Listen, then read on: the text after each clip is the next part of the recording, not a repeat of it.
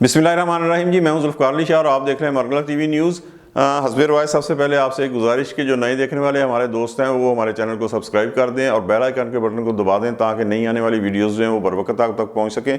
और अगर ये वीडियो पसंद आए तो लाइक कर दें और शेयर करें दोस्तों तक ताकि उन तक भी हमारी वीडियोज़ जो हैं वो पहुँच सकें। आज का जो हमारा मौजू है वो ये है कि इलेक्शन का शेड्यूल भी अनाउंस हो चुका। सुप्रीम कोर्ट से जो मोहतरम चीफ जस्टिस साहब ने कहा था कि ये एक आईनी जो उन्होंने कहा पत्थर की लकीर है 8 फरवरी की तारीख, उस पत्थर की लकीर का उन्होंने पहरा भी दिया है बाकायदा। और लेकिन इसके बावजूद और जिस तरीके से चीफ जस्टिस साहब ने पहरा दिया है वो इतना सख्त पहरा था कि होना तो ये चाहिए था कि उसके बाद जिसे कहते हैं ना कि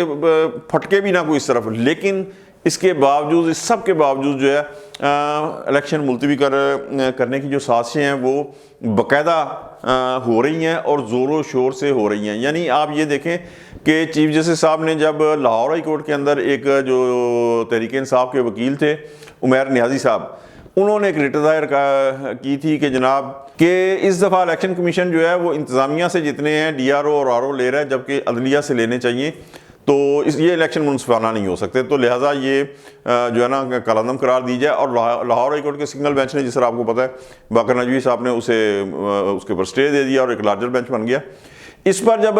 इलेक्शन कमीशन ने रुजू किया सुप्रीम कोर्ट से कि देखें जी अब हम क्या करें, ये तो लंबा मामला जाएगा, 8 फरवरी को इलेक्शन कराना हमारे लिए मुमकिन नहीं रहेगा, तो चीफ जस्टिस साहब ने इतने सख्त रिमार्क्स दिए और साथ जो दो मोहतरमा दीगर जजेस बैठे हुए थे उन्होंने कहा कि उमैर नियाज़ी साहब को तौहीन अदालत का जो है नोटिस जो है वो इशू हो गया। और जो मोहतरम जजेस थे लाहौर हाई कोर्ट के जिन्होंने ये सिंगल रुकनी बेंच था उनके मुतल्लक भी इंतहाई सख्त रिमार्क्स दिए और कहा कि जो भी इलेक्शन को डीरेल करने का सबब बनेगा वो तौहीन अदालत का मुर्तकिब होगा। अच्छा, इतने सख्त रिमार्क्स के बाद ये तवक्को की जा रही थी कि अब ये मामला जो है ना ये ख़त्म हो जाएंगे, क्योंकि इतना सख्त कि जो भी करेगा तौहीन अदालत 6 माह की ठुक जाएगी। लेकिन क्या हुआ कि नेक्स्ट पेशावर हाई कोर्ट के अंदर एक अपील हो गई कि हल्का बंदियों को लेके, अच्छा हल्का बंदियों को लेके वहाँ हुई, वो एक्सेप्ट भी हो गई। हालांकि वो जो अपील थी वो रजिस्ट्रार ऑफिस की सतह पर ही उसे ख़त्म कर देना चाहिए था, इसलिए कि सुप्रीम कोर्ट का आर्डर है कि नहीं जनाब, लेकिन उसे भी इंटरटेन किया गया और वो भी समाअत के लिए मंजूर हो गई। फिर हमारे मोहतरम जो निगरान वज़ीर-ए-आज़म साहब हैं अनवारुल्लाह काकड़ साहब, वो कराची जाते हैं और ताजिर बरादरी से एक तकरीब में खिताब करते हैं, तो वहाँ से कुछ ताजिर जो हैं, कहा गया कि एक ही है लेकिन कहीं पे आया कि कुछ ताजिर जो है वो मुतालबा कर देते हैं उठ के कि जनाब मोहतरम वज़ीर-ए-आज़म साहब, चूँकि निगरान गवर्नमेंट के दौरान जो हमारी एक माशी तरक्की का जो ग्राफ है वो बहुत ऊपर जा रहा है, लिहाजा इस तसलसल को कायम रखने के लिए इलेक्शन मुलतवी कर दिए जाएँ। ये पाकिस्तान के अंदर ये बात कही जा सकती है कि आवाम की जो इलेक्टेड और नुमाइंदा गवर्नमेंट है उसे माशी तरक्की के इस्तेहकाम के लिए और तसलसल के लिए वो इलेक्शन जो है मुलतवी कर दिए जाए। लेकिन खैर मोहतरम वज़ीर-ए-आज़म ने उसका कोई ये नहीं है कि उन्होंने कहा कि जी ठीक है, उन्होंने कहा नहीं, इलेक्शन अपने वक्त के ऊपर ही होंगे। तो ये सारी चीज़ें हो रही थी। उसके बाद क्या हुआ जनाब, मज़ीद आप ये देखें रुकी नहीं है, जिस तरह मैंने कहा ना कि रुक नहीं पा रही। उसके बाद मुल्क भर की जो बार एसोसिएशन थी, जिनके अंदर सुप्रीम कोर्ट बार एसोसिएशन है, पाकिस्तान बार एसोसिएशन है, सिंध है, पख्तूनख्वा और पंजाब की भी जो है, उन सब ने एक मुतालबा कर दिया कि अच्छा अब कुछ नहीं बचाना, क्यों कि अब अदालतें जो है वो तो इंटरटेन कर नहीं रही। सुप्रीम कोर्ट का जो है 3 रुकनी बेंच ने फैसला दे दिया और बड़ा सख्त फैसला दिया। जिस तरह मैंने कहा कि उन्होंने अपनी पत्थर की जो एक आईनी लकीर खींची थी उसका बड़ा बेहतरीन तहफ़्फ़ुज़ किया। तो अब क्या करें, क्योंकि कोई हाई कोर्ट इंटरटेन नहीं करेगा इस अपील को, अगर करे भी तो सुप्रीम कोर्ट उसको देख लेगा। तो अब उन्होंने कहा कि जनाब कि चीफ इलेक्शन कमीशन के ऊपर जो है ना उनकी शख्सियत के ऊपर एतराज़ कर दिया जाए कि जनाब आपका किरदार जो है वो मुतनाज़ है। अच्छा जी, लिहाजा आप रिज़ाइन करें, ओके मान लिया जाए, थोड़ी देर के लिए आप फ़र्ज़ कर लें कि ये एक अलग मौजू है, लेकिन हम बहस से बचने के लिए, क्योंकि हमारा ये मौजू नहीं है, मान लें कि चीफ इलेक्शन कमीशन का जो किरदार है वो मौजू है, उनकी शख्सियत मुतनाज़ा है, उनकी शख्सियत मुतनाज़ा है और जो भी उनके ऊपर आप खाते में डाल सकते हैं ना वो डाल दें। लेकिन ये अब पता चला है, ये जितनी बार एसोसिएशंस हैं उन्हें अब पता चला है कि चीफ इलेक्शन कमीशन का जो किरदार है वो मुतनाज़ा है, इसलिए कि अब शेड्यूल अनाउंस हो चुका है। आपने अगर ये बात करनी थी तो تو آپ چند ماہ پہلے یہ بات کر سکتے ہیں. 2020 سے جو چیف الیکشن کمشنر ہیں وہ اس عہدے کے اوپر ہیں. سیکنڈلی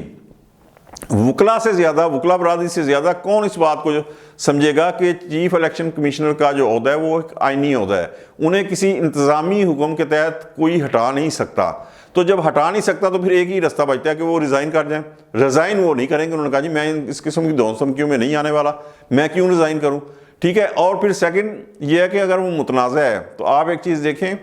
کہ جب لاہور ہائی کورٹ نے اسٹے دیا اور لارجر بینچ بنایا اس کے اوپر کہ انتظامی عہدیدار لیے ہیں اور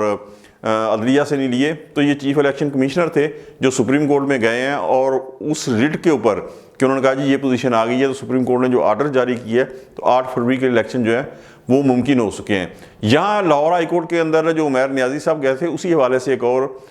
بات جو ہے وہ بڑی اہم ہے اور ضروری ہے کرنا کہ 2013 کے الیکشن کے اندر جو آر او تھے اور ڈی آر او تھے وہ عدلیہ سے لیے گئے تھے.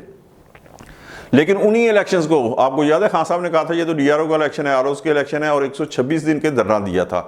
2018 کے جو الیکشن تھے وہ انتظامیہ اور عدلیہ کے مکس تھے، دونوں مل کے تھے. لیکن اس کے اوپر جو ان کے مخالف ہیں نواز لیگ، وہ آج تک ان الیکشن کو تسلیم نہیں کر رہی. تو یہ کوئی ضروری نہیں ہے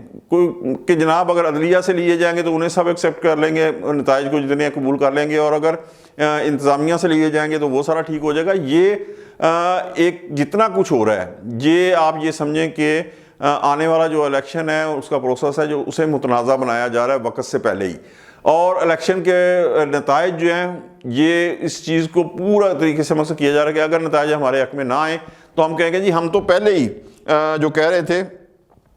کہ جناب یہ الیکشن جو ہے یہ صحیح نہیں ہے، ہم نے اعتراض کر دیا، لہٰذا بے ایمانی ہوگی، دھاندلی ہوگی، ریگنگ ہوگی، یہ وغیرہ وغیرہ وغیرہ. تو یہ سارے کے سارا جو ہے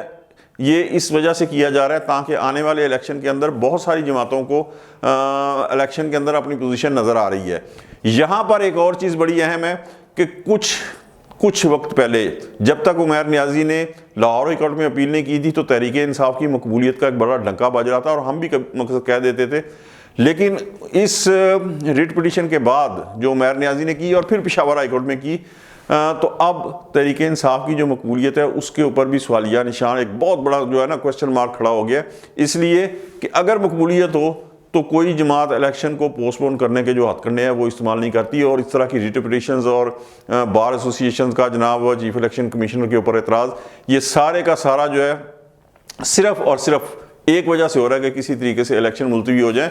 چاہے وہ نواز لیگ کی طرف سے ہے، چاہے تحریک استحکام کی طرف سے ہے، چاہے کسی جماعت کی طرف سے بھی ہے. اور یہ اس چیز کی غمازی کرتا ہے کہ پاکستان کے اندر اس وقت جو ڈھول پیٹا جا رہا ہے جناب عوامی مقبولیت کا وہ کس جماعت کے پاس ہے اور کس کے اوپر نہیں ہے. آج تک کے ویلاگ اتنا ہی، انشاءاللہ اگلے ویلاگ میں ملتے ہیں. اس وقت تک کے لیے ذوالفقار علی شاہ کو اجازت دیجیے. اللہ حافظ.